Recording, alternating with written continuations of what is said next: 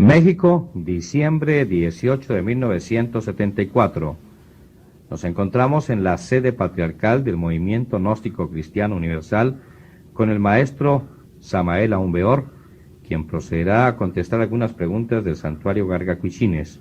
La primera de ellas, ¿con qué frecuencia debe practicarse el Gran Arcano? Habla para vosotros Samael Aumbeor. 18 de diciembre, año 1974, 12 años de la nueva era del Acuario.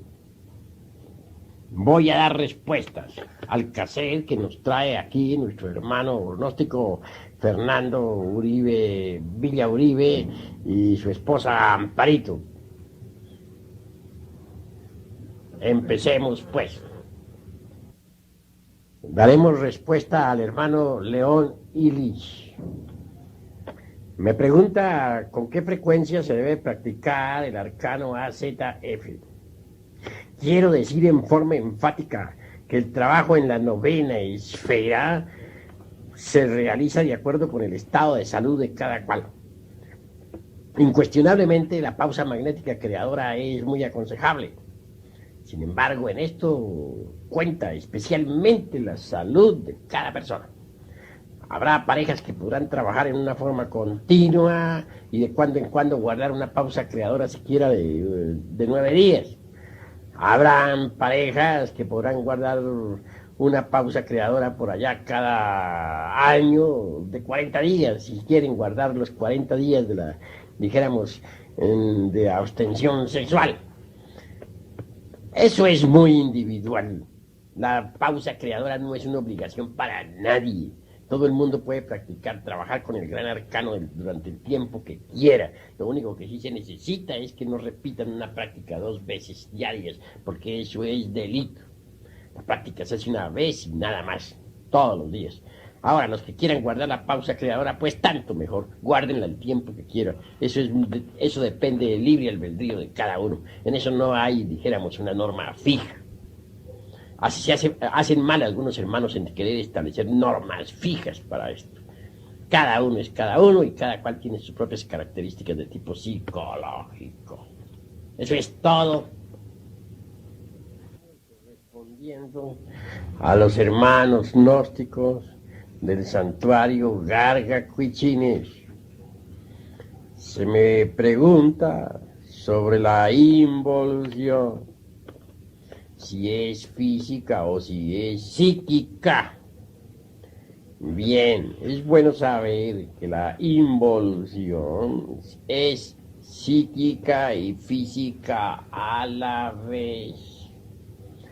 Incuestionablemente, todo el que involuciona va pasando por procesos degenerativos en su cuerpo o cuerpos físicos a través de las edades. Por ejemplo, aquellos que abusan del sexo, después de sucesivas existencias, degeneran y entonces pueden nacer homosexuales o lesbianas. Así también los sentidos humanos han venido en proceso degenerativo a través de la involución. En los tiempos de la Lemuria, la raza humana podía percibir a simple vista un Holtapanas, es decir, cerca de 5 millones de tonalidades del color. En la Atlántida esa capacidad de percepción disminuyó notablemente. y después de la sumersión de este citado continente, se precipitó la involución del órgano de la vista hasta tal punto que ya apenas sí los seres humanos logran percibir las 7 tonalidades fundamentales y unas pocas más. El lenguaje, por ejemplo, en la época de la Lemuria era riquísimo. Cualquier ser humano podía usar y pronunciar correctamente 300 consonantes y 51 vocales.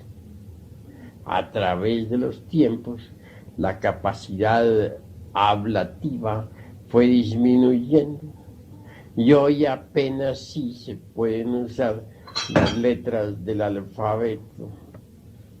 Así pues que todos los sentidos del ser humano han venido degenerando conforme sus estados psicológicos han involucionado.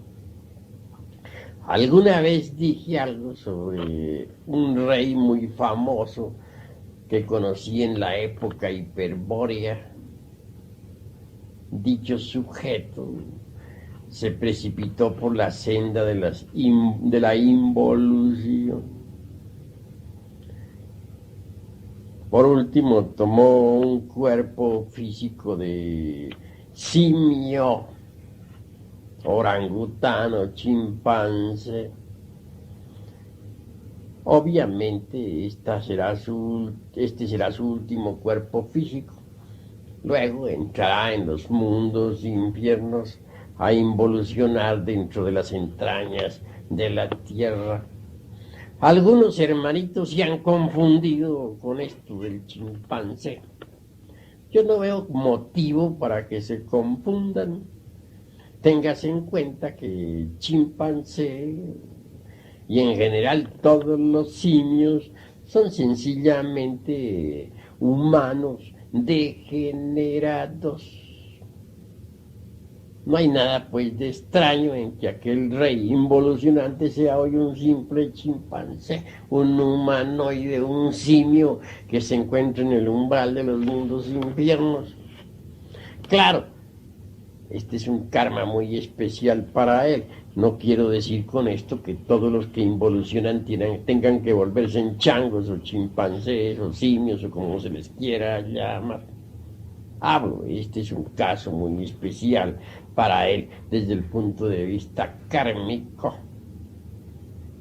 Se necesita cierta elasticidad de los hermanos en la mente para poder capturar, aprender estas cosas. Hasta aquí la explicación, pues.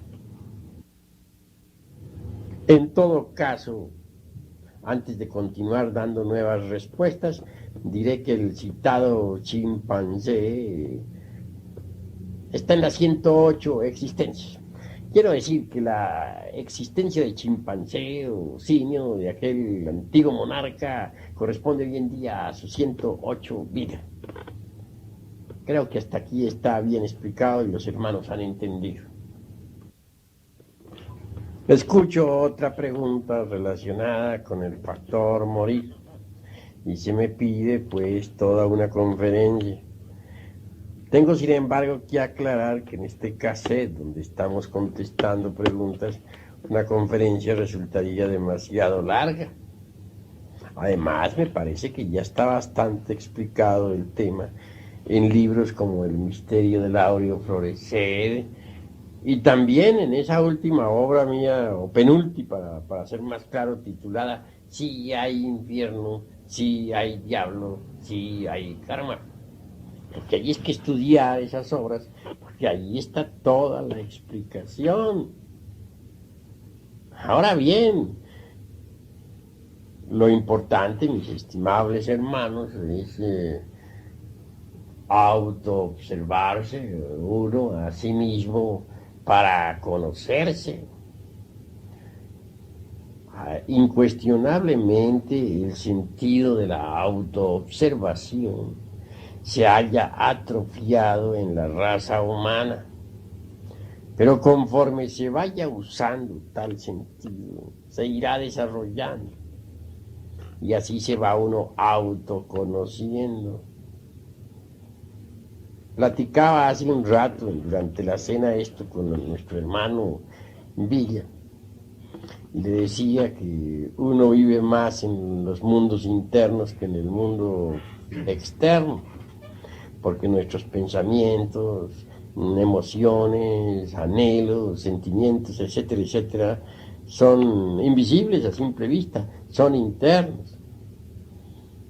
También le estaba diciendo algo a él sobre el particular, aconsejándole el conocer sus propios mundos interiores.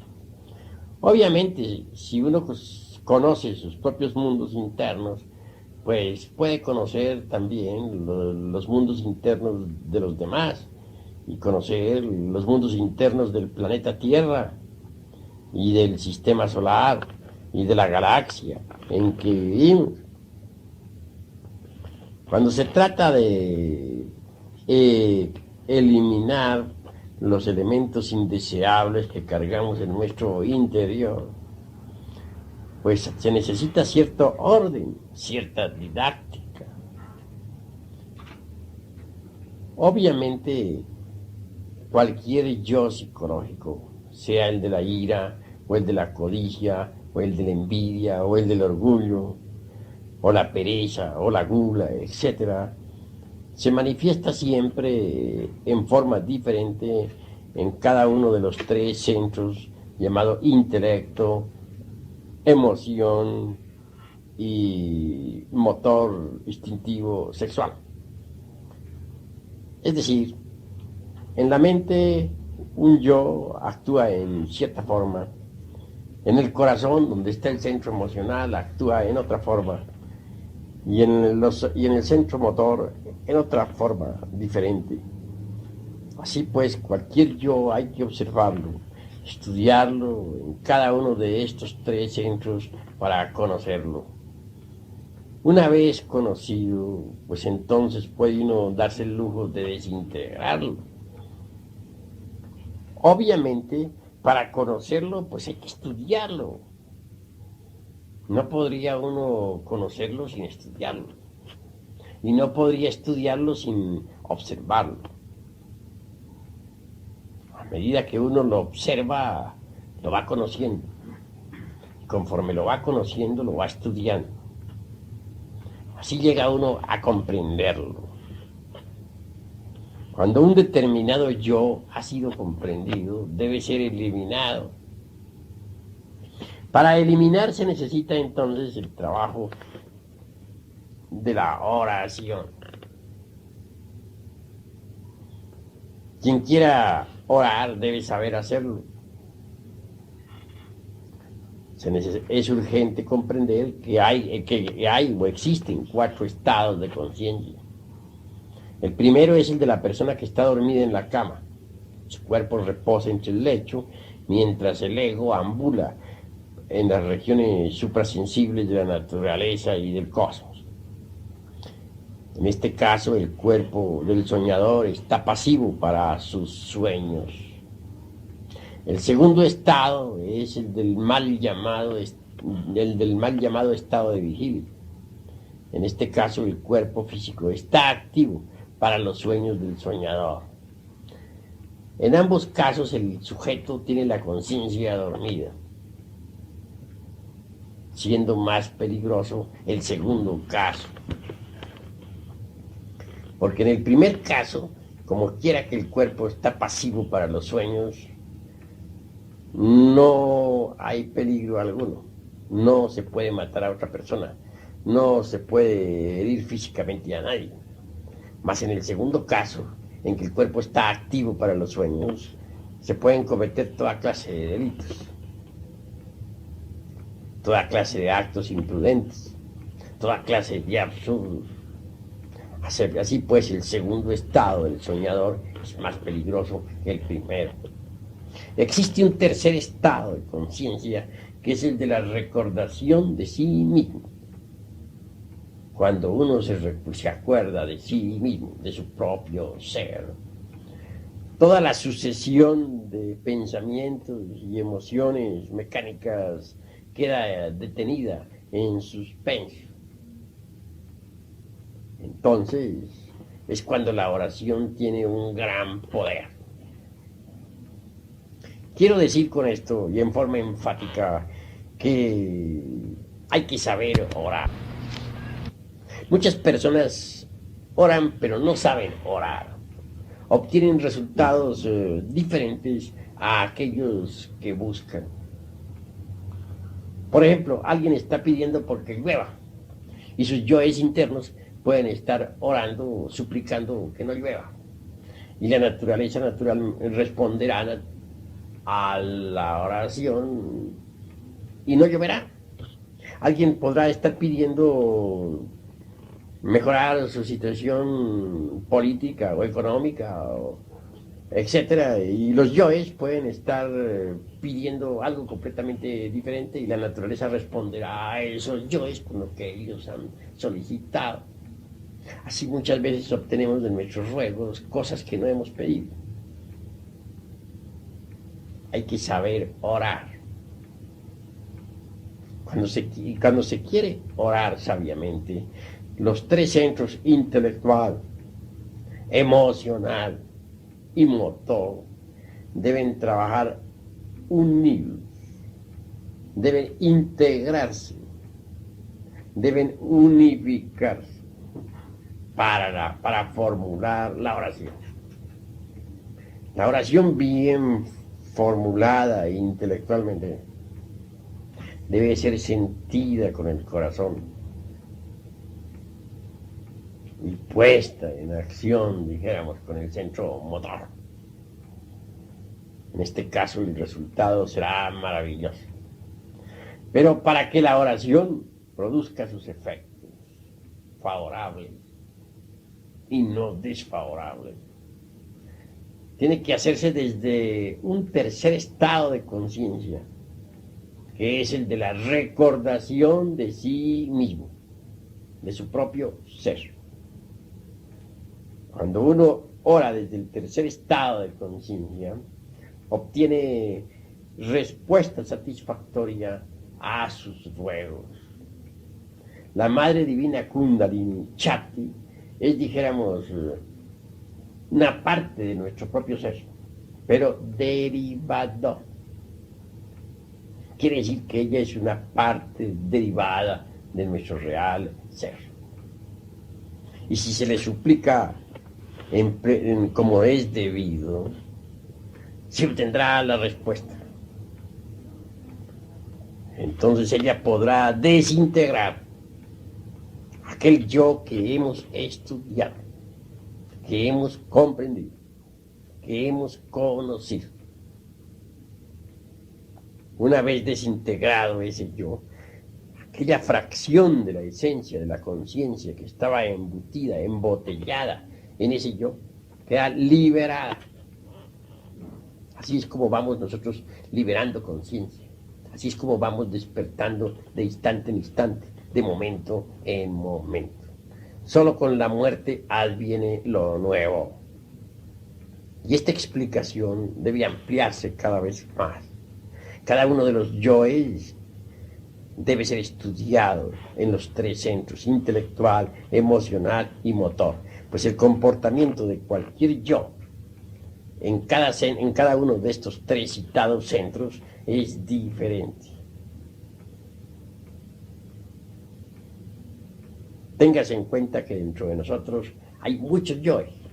Dentro de nuestra persona hay muchas personas, muchas gentes. Y cada gente, cada persona de esas que habita dentro de uno debe ser estudiada, debe ser conocida y debe ser desintegrada. ¿Entendido? Así es, mis queridos hermanos, como va uno muriendo de instante en instante. En tanto no haya uno logrado la muerte radical del mí mismo, del sí mismo, no gozará de una completa iluminación. No tendrá la verdadera felicidad. Pues cuando se haya logrado la aniquilación completa del mí mismo, Entonces, del fondo de la negra sepultura nacerá, surgirá eso que es siempre nuevo, eso que no es del tiempo,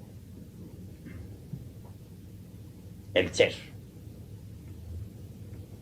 Tengas en cuenta que el ser es el ser y que la razón de ser del ser es el mismo ser. Hasta aquí, pues, esta explicación. Se me piden técnicas para la meditación. Ciertamente, y en nombre de la verdad, no puedo menos que sorprenderme de esta solicitud, porque en todos los mensajes de Navidad de años pasados enseñamos las más diversas técnicas para la meditación.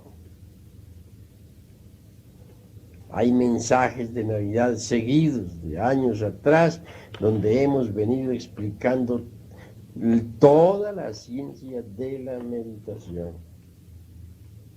En el misterio del áureo florecer enseñamos la meditación. Ahí está explicada con todos sus puntos y señales. Y antes de esa obra del misterio del áureo florecer, en los mensajes de Navidad de años anteriores, se vino enseñando detenidamente la meditación. Más aún, vinimos insistiendo demasiado, si se quiere, en la práctica de la meditación.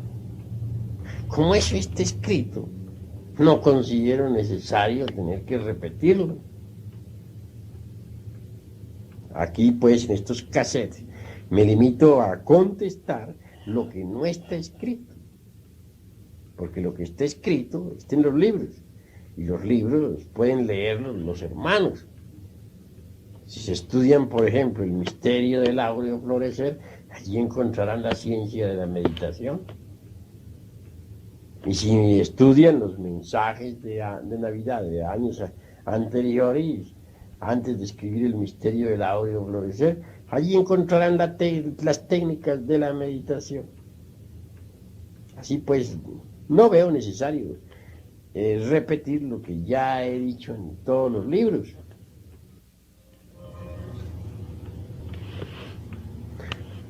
Hay otra pregunta que se me hace en relación con el escepticismo y cómo vencerlo. Con el mayor gusto daré respuesta a esta pregunta. Ante todo, es necesario saber que la humanidad es mecanicista en un 100% y que por ende está gobernada por la luna. Cuando uno es capaz de detener la corriente de asociaciones mentales y emocionales, obviamente entra por el camino vertical de la vida.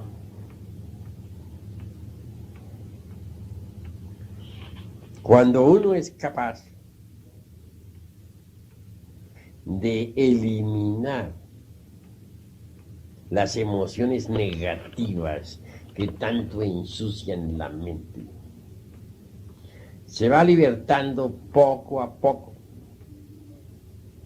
de la influencia lunar, que como ya dije es mecanicista, y va avanzando por la senda vertical de la vida. A medida en que uno se va libertando de la influencia lunar, porque va eliminando las emociones negativas, pasa por distintos rayos planetarios. Y cuando uno por último es capaz de eliminar en un 100% las emociones negativas, además, cuando uno ha liquidado el ego, lo ha reducido a cenizas.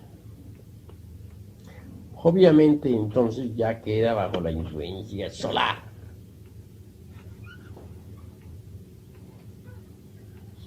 Aquel que se ha autorrealizado completamente,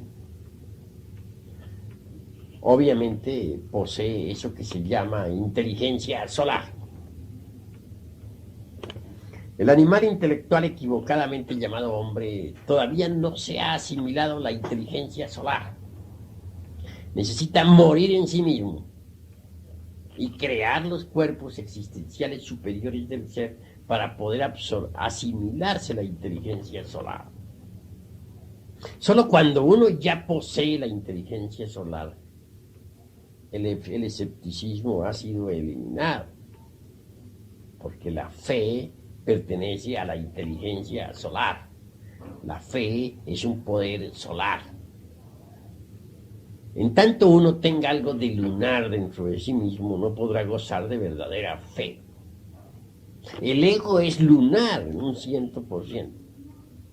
Y mientras el ego exista dentro de uno mismo, no podrá gozar de la verdadera fe, porque ella es solar. Cuando el ego ha muerto absolutamente, entonces la inteligencia solar es asimilada por uno absolutamente. Solo aquel que ha logrado asimilarse en sí mismo la inteligencia solar, solo aquel que se ha convertido en un hombre solar de verdad, es hombre de fe. Antes no es posible la fe. Algunos tendrán más fe que otros, pero la fe completa, absoluta, solamente es para los espíritus solares, para los hombres solares. Así pues, que el escepticismo que la humanidad posee se debe al ego, al yo psicológico, y existirá en tanto el ego exista. Aconsejo a quienes quieren fe resolverse a morir en sí mismos. Solo muriendo totalmente podrán asimilarse en la inteligencia solar para convertirse en hombres solares, en hombres de fe. Antes no es posible. Ahora se explicarán los que escuchen este caso el por qué Cristo dijo: si tuvierais fe como un grano de mostaza, moveréis montañas. Esa es un poder maravilloso. Es el poder del sol dentro de la psiquis de toda criatura solar. Hasta aquí está la respuesta. Algo se me pregunta sobre la cuestión de los cuerpos, y a qué dimensiones pertenecen todos esos cuerpos. Con el mayor gusto daré respuesta a quienes así me preguntan.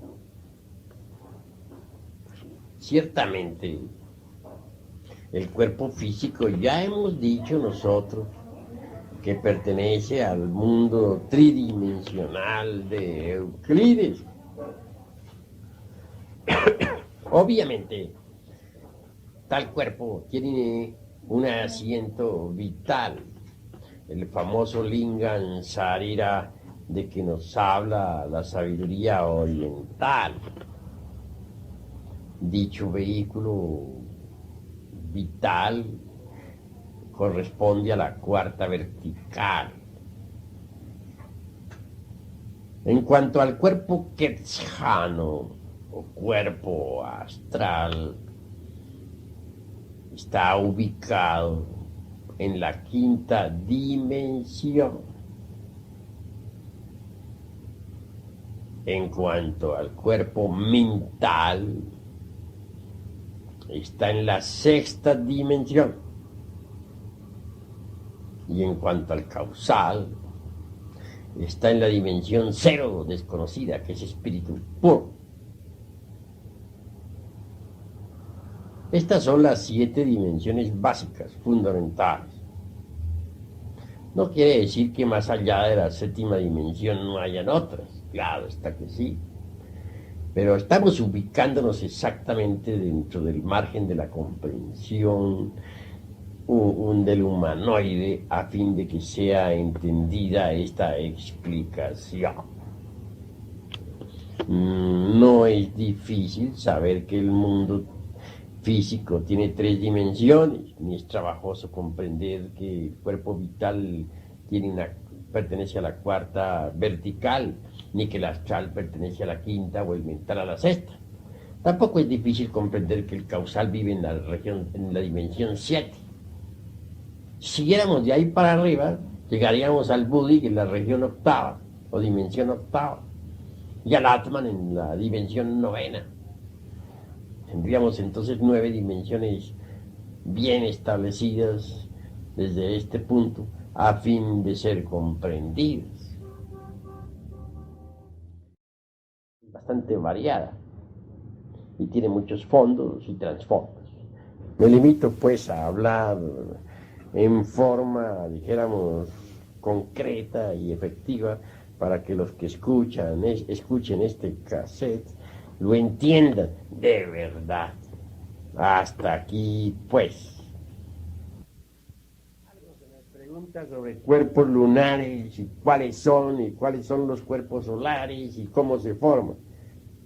Bueno, quiero que me entiendan que esa cosa de cuerpos lunares pues realmente debe ser explicada. La hemos usado en una forma meramente figurativa y nada más. Porque el ego es el ego, lo que tiene cualquier persona no es más que un montón de diablos adentro, en su interior, y eso es todo. Desgraciadamente la esencia, que es lo más decente que poseemos, está embotellada, enfrascada, embutida entre ese montón de diablos que constituyen el ego. Ahí no hay cuerpos de ninguna especie, ni nada por el estilo. Que dijéramos, el demonio del deseo se parezca al cuerpo, a un cuerpo, dijéramos, lunar, es un parecido meramente figurativo, porque hay varios demonios del deseo. Que el demonio de la mente se parezca a tal o cual cuerpo mental, es un parecido, porque realmente son muchos los demonios de la mente que hay. Así pues que el ser humano, el animal intelectual equivocadamente llamado hombre, no posee cuerpos lunares de ningún tipo. Se les llama así lunares a los 3 traidores especialmente, pero es una forma de hablar meramente simbólica o figurativa con el objeto de hacer más comprensible a la psiquis. Pero realmente el humanoide no tiene cuerpos de ninguna especie. Tiene que crearlo y eso es diferente. Hay que fabricar los cuerpos existenciales superiores del ser, cueste lo que cueste. El cuerpo quetzano, por ejemplo, está gobernado por 24 leyes y hay que crearlo, se las trae. Hay que fabricarlo porque nadie lo tiene. Nadie nace con un cuerpo astral, a menos que sea un bodhisattva. En cuanto al mental, es otro vehículo que hay que crear, el cuerpo de la razón objetiva. Son muy pocos los que lo poseen, a excepción de los bodhisattvas. Y en cuanto al cuerpo de la voluntad consciente, también hay que fabricarlo. Ese cuerpo no lo tiene la gente. Hay que hacerlo. ¿Cómo se hacen estos cuerpos? A base de transmutación sexual. Y eso es todo. Bien sabemos nosotros que el alma metálica del esperma es el mercurio de la filosofía secreta. Eso es obvio. Si nosotros transmutamos el esperma, obtendremos mercurio. Y ese mercurio cristalizando se convertirá en el astral. Pero para que cristalice ese mercurio en la forma del cuerpo astral, debe ser fecundado por el azufre, es decir, por el fuego. En cuanto al mental, también se fabrica con puro mercurio, que no es más que el alma metálica del esperma, el alma metálica de las secreciones sexuales, que debe ser fecundado por el azufre para que cristalice en ese maravilloso cuerpo de la mente o razón objetiva. Y en cuanto al cuerpo de la voluntad consciente, pues hay que fabricarlo en la misma forma, con mercurio. Una vez creados esos vehículos, puede uno darse el lujo de encarnar su alma humana, es decir, de convertirse en hombre verdadero. Antes de eso, uno no es hombre. Antes de eso, uno es un animal intelectual, un mamífero racional, no un hombre. Si colocamos un hombre frente a un mamífero racional, se parecen físicamente, pero si los observamos en su conducta, su forma de ser, de pensar, de sentir, vemos que son completamente diferentes, porque el hombre es muy distinto a la bestia, es absolutamente diferente. Sucede que cuando nace un animal inferior, un caballo, un burro, un gato, un perro, nacen completos. Pero en el animal intelectual hay algo diferente, nace incompleto. La naturaleza lo crea hasta cierto punto y lo deja con posibilidades de seguirse desarrollando si así lo quiere. Es un animal muy especial. En las glándulas sexuales de esa bestia racional están las simientes o gérmenes que debidamente tratados pueden hacer de uno un hombre. Pero esas posibilidades también pueden perderse y es normal que se pierdan. Lo raro es que se desarrollen. Cuando se desarrolla, nace un hombre solar, un hombre verdadero.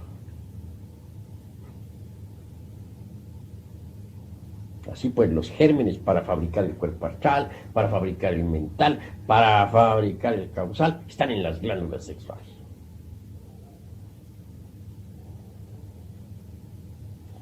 El animal intelectual ofrece magníficas posibilidades, porque puede formarse dentro de él un hombre.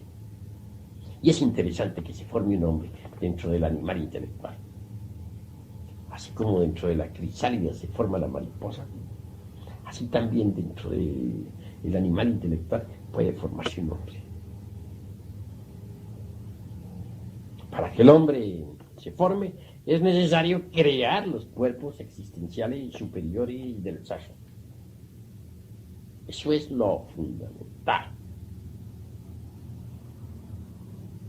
Hasta aquí, pues, esta respuesta.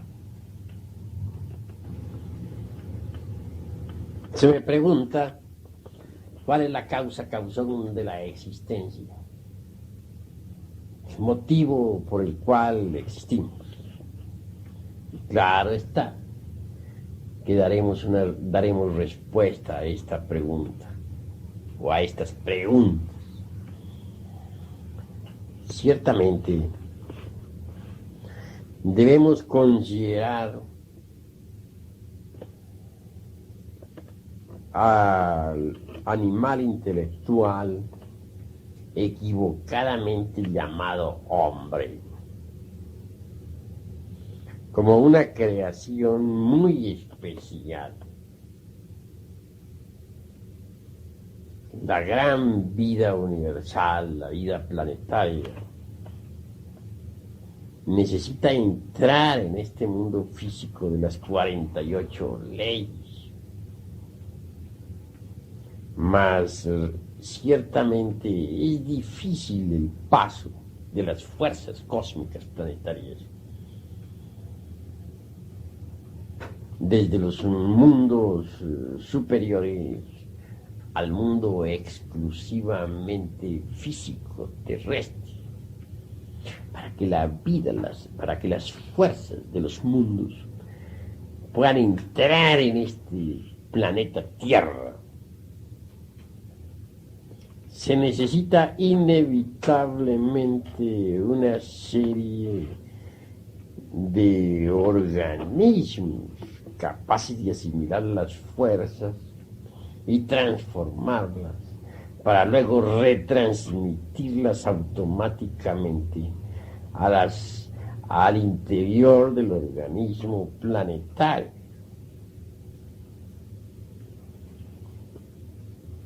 Debido a esto, sobre la corteza geológica de nuestro mundo, o en la corteza geológica de nuestra Tierra, para ser más claro, existe la vida orgánica. El humanoide o la raza humana en su conjunto, es con relación al planeta Tierra lo que el hígado en relación con el organismo humano. Me atrevería a pensar que la raza humana es el hígado del planeta Tierra. Asimila las fuerzas planetarias, las digiere y luego las retransmite a las entrañas de la Tierra. Por eso existe la raza humana. No quiero decir que las otras plantas y los otros reinos de la naturaleza no tengan el mismo objetivo. Es claro que sí. En general, toda la vida orgánica que existe sobre la epidermis de la Tierra tiene ese objetivo.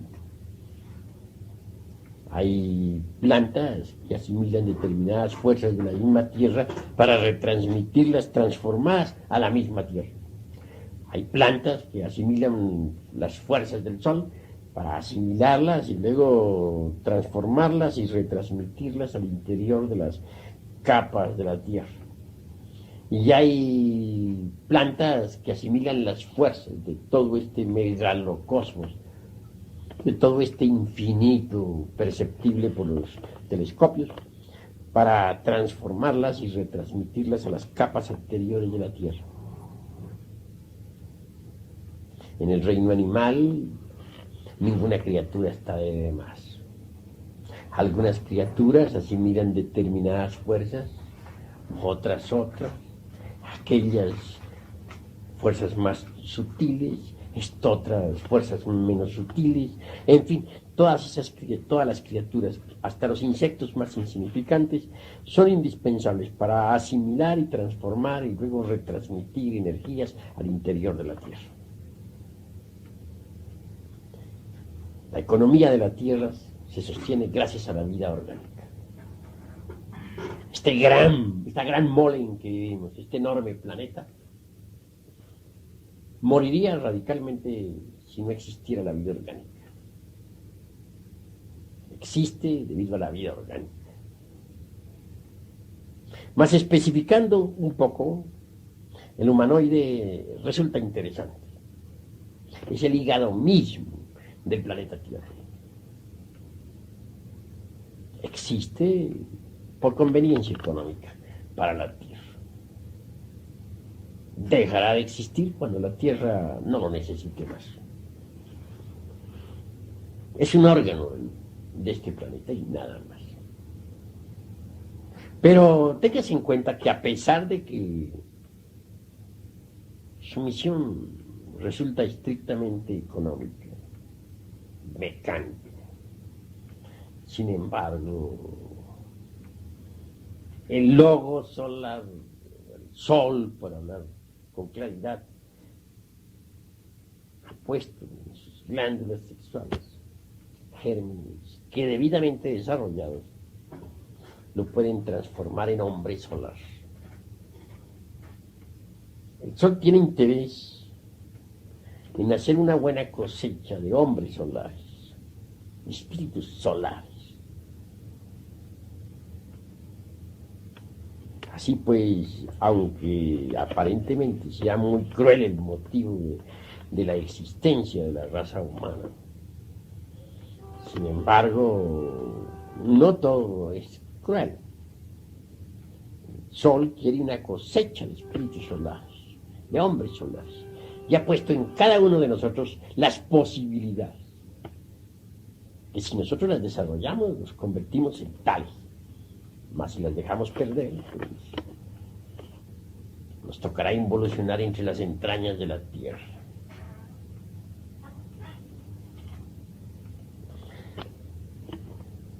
Cuando una raza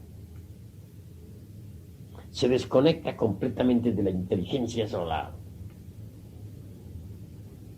cuando ya no tienen ningún interés por la inteligencia solar, entonces se condena a sí misma a la destrucción. Ya al sol no le interesa. Tal es el caso de la raza humana que actualmente puebla la faz de la Tierra. Se ha vuelto lunar en un 100%. Todo interés solar se ha perdido. Por tal motivo está condenada a la gran catástrofe que ya se avecina. Las religiones confesionales, así como las órdenes secretas, tienen un objetivo, y es servir de vehículo a la inteligencia solar. Tratar de encender el entusiasmo de la raza humana por el sol. Mas vemos que en estos tiempos las religiones han entrado en un proceso involutivo y que todo interés por el sol se ha perdido. No hay pues duda de que esta raza está condenada a desaparecer. Así pues, en síntesis, me limito a dar esta respuesta clara y precisa. Eso es todo.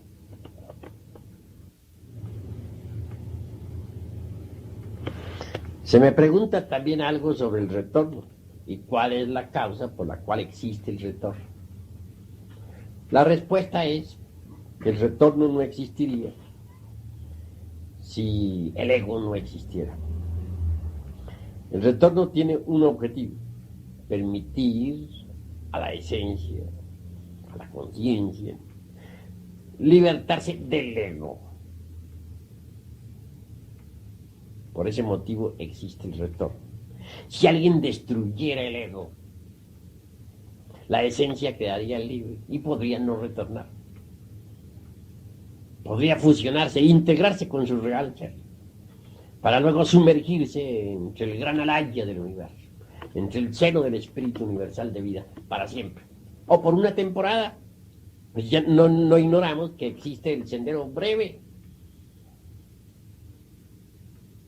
En el Egipto se enseñó esta doctrina.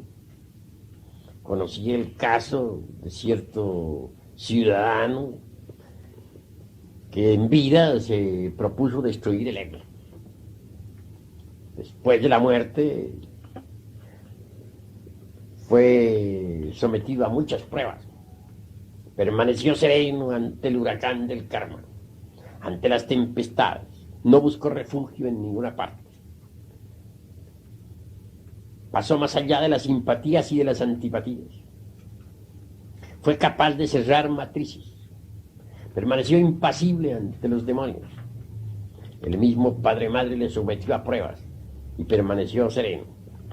Por último, entró en un reino donde fue instruido y su divina madre Kundalini le ayudó a eliminar los residuos del ego que todavía existían en él. Mucho más tarde, después de desintegrado el ego, esa alma fusionada con su mónada divina se sumergió entre el seno del espacio infinito. No quiero decir que se haya liberado como maestro, no alcanzó a fabricar los cuerpos existenciales superiores del ser. Únicamente se retiró del escenario cósmico, convertido en un simple Buda elemental. Y eso es todo, quedando con las puertas abiertas por si desea regresar para trabajar en su autorrealización. Es posible que esa alma regrese después del gran cataclismo, en la futura edad de oro, para ingresar en una escuela de misterios, fabricar los cuerpos existenciales superiores del ser y autorrealizarse. En el México antiguo también muchas almas se metieron por el sendero breve e ingresaron en el Tlalocan, el paraíso de Tlaloc. Aguardan que pase esta edad negra y después del gran cataclismo se reencarnarán para ingresar en alguna escuela de misterio, fabricar sus cuerpos existenciales superiores y autorrealizarse. Algunas otras almas prefieren quedarse simplemente como elementales entre el seno de la gran realidad. Ese es el sendero breve. Mas cuando se tiene un ego hay que estar retornando incesantemente. La naturaleza no tiene mucho interés en que nosotros nos autorrealicemos. La autorrealización íntima de nosotros es contraria a los intereses de la naturaleza. Y por ello, ella dispone de armas tremendas con las cuales puede combatir.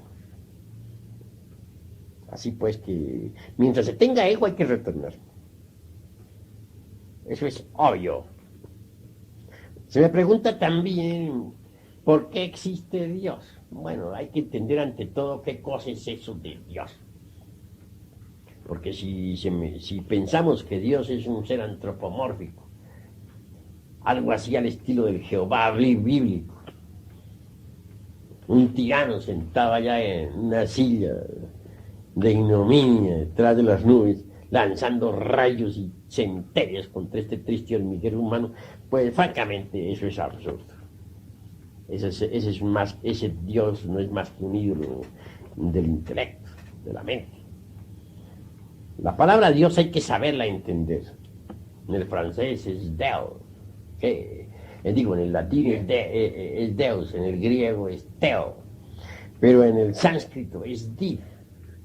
Y Div es Deva. Y Devas hay muchos, legión de Devas o legión de ángeles. Deva y Elohim es lo mismo. Los Devas son los Elohim. Así pues, Dios es el ejército de los Elohim, o el ejército de la palabra. Eso es lo que se entiende por Dios, un ejército. En el fondo mismo de nuestra conciencia, más allá de lo que normalmente conocemos, tenemos una chispa inmortal, divina, eternal. Ese es Dios. Cuando tal chispa se autorrealice, cuando llegue a la maestría, ingresará en ese ejército de la palabra. Ese es Dios. Pero si me hablan de un Dios allá sentado en un trono de ignominia, lanzando rayos y centellas contra este triste hormiguero humano, eso no es Dios, eso es un ídolo. Distínngase pues entre lo que es la divinidad y lo que es la idolatría, que son diferentes. Pensemos en Dios como en un ejército. Si se pregunta por qué existe, la palabra existir resulta muy accidental.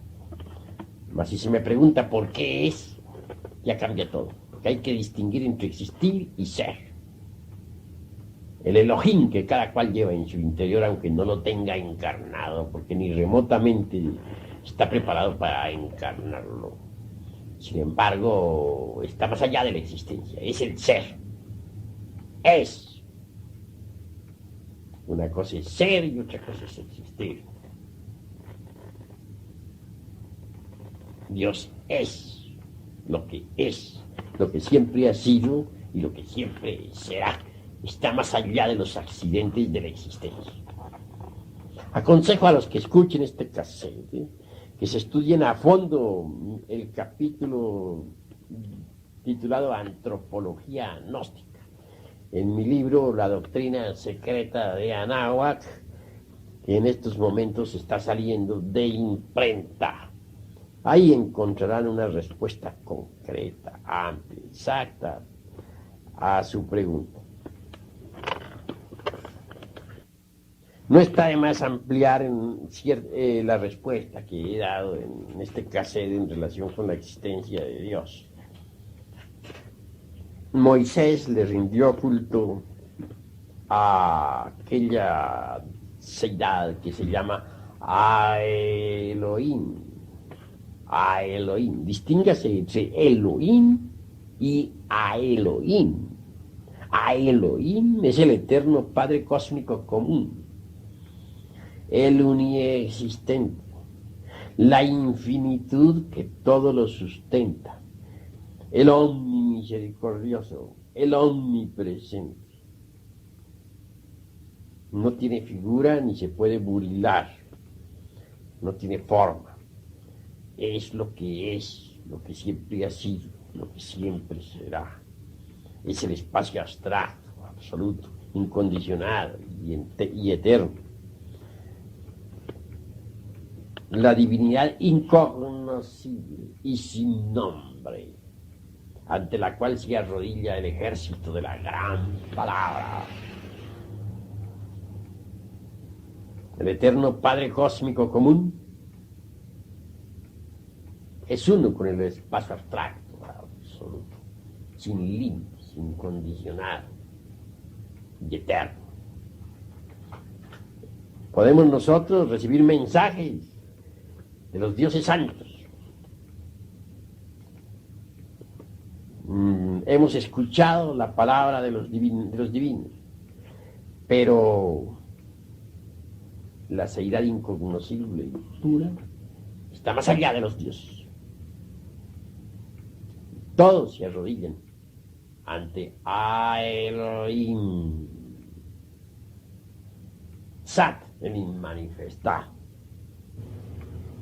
Algo se me pregunta sobre la vida privada del gran Kabir Jesús. Ciertamente no me explico cómo se quiere saber, o el derecho que asiste a algunos hermanos como para investigar la vida ajena. Sin embargo, con el mayor placer daré respuesta con 4 palabras, con unas pocas palabras sencillas. Lo que nos debe interesar a nosotros es, ante todo, saber qué cosa es Jesús. Existe el Jesús histórico, el gran Kabir, que enseñó la doctrina, pero a nosotros nos debe interesar, sobre todo, conocernos a sí mismos, conocer a nuestro propio Jesús, Jesucristo particular. Ese Jesús, ese niño de oro de la alquimia sexual que carga la Divina Madre Kundalini en sus brazos, es lo que nos interesa. Ese Logos que se humaniza, que penetra en un vientre materno y que nace, pues, por obra y gracia del Espíritu Santo. Que más tarde ese segundo Logos, ese Jesús particular, venga al establo del mundo y penetre en un cuerpo de carne y hueso. También eso es muy cierto. Digo en todo caso lo que he experimentado por mí mismo, ¿no? Un 27 de octubre, ese espíritu solar pudo nacer en mi establo lleno de animales, los animales del deseo. Poco a poco fue creciendo ese niñito dentro de mí mismo y fue eliminando, pues, a los animales del establo. Es cierto que vivió dentro de mí mismo todo el proceso del drama cósmico, es verdad. Así pues, mis queridos hermanos, lo que nos interesa es el Jesús particular. A la vida del gran Kabir, pues, es muy sagrada y francamente no debería interesarnos, no deberíamos nosotros meternos a averiguar vidas ajenas, ¿no? Máxime cuando se trata de la vida del gran Kabir. En todo caso, quiero decirles a ustedes que él pasó por donde tiene que pasar todo iniciado. Él tuvo que encarnar al niñito de oro de la alquimia sexual dentro de sí mismo. Él tuvo que trabajar con su sacerdotisa. El niñito fue creciendo y viviendo todo el drama cósmico dentro de sí mismo hasta que pasó por la muerte y la resurrección. Lo último que hace el Cristo íntimo dentro del corazón de un hombre es matar a la muerte, para que entonces resucite en los principios anímicos y espirituales en el Cristo íntimo. El Cristo con su muerte mata a la muerte. El Cristo como Salvador en el corazón del hombre me parece que es más importante que la vida privada del gran maestro. El Cristo como Salvador de nosotros se hace dueño, se hace amo, dijéramos, se hace cargo de todos nuestros procesos mentales, del deseo, de la emoción, del sexo, etcétera, etcétera, etcétera. Va eliminando los elementos infrahumanos que cargamos en nuestro interior, vive todo el drama cósmico en nuestro propio corazón y al fin resucita en nosotros mismos. Cuando Él resucita en nosotros, nosotros resucitamos en Él y nos convertimos en dioses. Me parece que eso es lo más importante, ¿no? el Jesucristo interno particular. Que hay que trabajar con el arcano AZF, sí es verdad, hasta cierto punto. Más allá de cierto punto, pues quedamos prohibidos del sexo. Eso también es lógico y real. Así pues que nos debe interesar, repito y vuelvo a repetirlo, al Jesucristo íntimo, al Jesucristo particular, al Jesucristo como Salvador, dentro de nosotros mismos, viviendo en nuestro propio corazón los procesos de los 4 evangelios. De nada serviría que Cristo naciera en Belén si no nace en nuestro corazón también. Y de nada serviría que hubiera muerto y resucitado si no muere y resucita en nosotros también. Eso es todo. Punto.